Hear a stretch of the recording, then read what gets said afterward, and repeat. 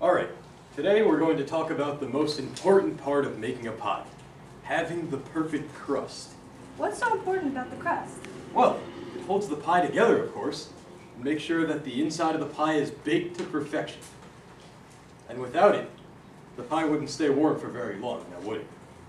Oh, okay. Well, I believe that everything relates to biology, and I can prove to you that pie crust does. Well, I don't see how pie crust could relate to biology. It's not living. Everything can be related to biology, from computers to roads to the Death Star. Even pie crust can be related to the wonderful world of biology. But I still don't see how pie crust could relate to anything living, besides the fact that we can digest it and eat it. Well, we are made of billions of little tiny things called cells. I've heard of those before, but I'm not too familiar with them. Well, the pie crust is like the cytoskeleton of a cell. It holds the cell together, and it transports materials along in the cell. Without it, the cell would have no structure, just like we would be blobs if we didn't have any bones. Interesting.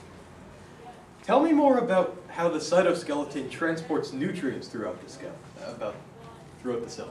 Well, in the cytoskeleton, there are small hollow tubes called microtubules that are made from a protein, actin, called tubulin.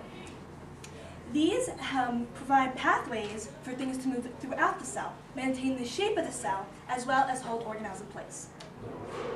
But that can't be it. The cytoskeleton has to be made of more than just microtubules. What about the movement of a cell? Doesn't that have to do with the cytoskeleton? You're right. There are also strands of protein, actin, called microfilaments. These expand and contrast so that the cell can move, the same way in which amoeba or muscle cells move. It has the same physical structure as this string of beads here, intertwined. But there must be more. What about the rigidity of a cell? How do cells maintain their shape when all that pressure is being exerted on them from their outside environment? You have a point there, and that's why there are the intermediate filaments. They not only make the cell more rigid and give the cell structure, but they also hold many different organelles in place. They have the same structure as this Twizzler here, with a twisted pattern. Oh. Well, you certainly seem to know a lot about biology. But look at the time.